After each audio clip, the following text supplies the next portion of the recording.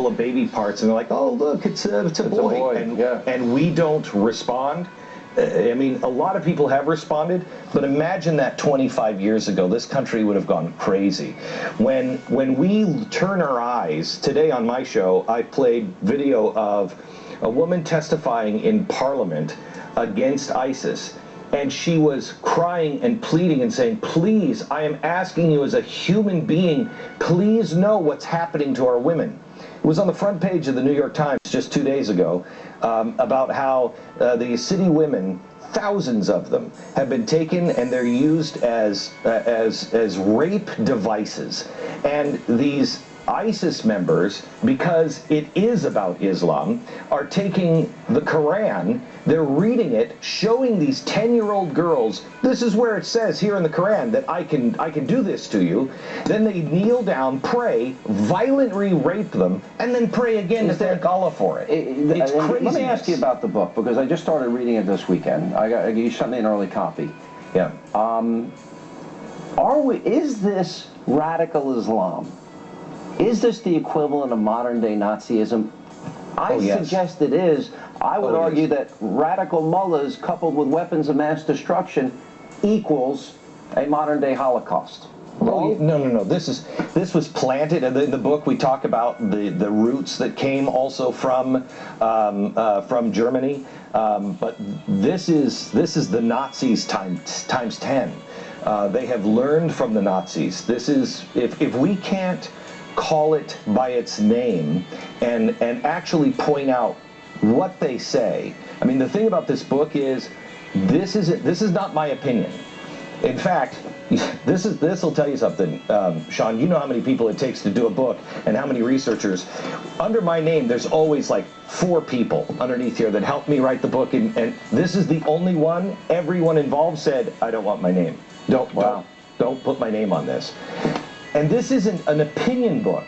We went to the Quran, we went to the Hadith, we went over to the scholars in the Middle East to say, do we have this understanding right? And we asked them, what does this mean? Does this give you permission to maim, kill, throw acid on, rape, sell into slavery? Yes, it does. Well, so it's time to stop saying that this isn't about Islam. ISIS is uber Islamic.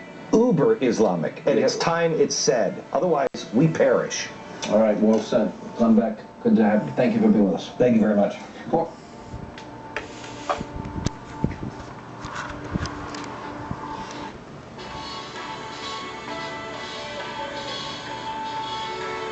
Well, it'll be interesting to see if that book mentions Sunan Abu Dawud 220 and 50 and Sahih Muslim 834-32.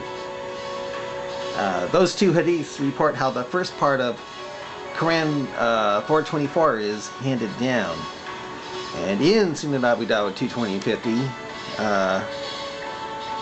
it says that the rape of the captured women, doesn't mention rape, it says intercourse.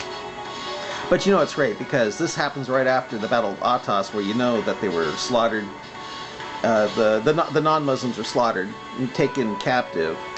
It says that the companions of Muhammad were uncomfortable about having intercourse with the captured women in the presence of their husbands who were unbelievers. In Muslim it says, because it doesn't say in the presence of their husbands or unbelievers. In Muslim it says because their husbands are polytheists.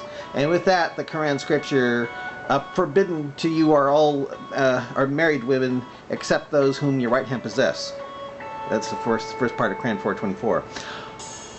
But with Sunan Abu Dawud 220-50 hadith, it says they didn't want to have sex with them in the presence of their husbands who are unbelievers. And then that's when the scripture is handed down. And I'm wondering if that is going to be in the Glenn Beck book called It Is About Islam.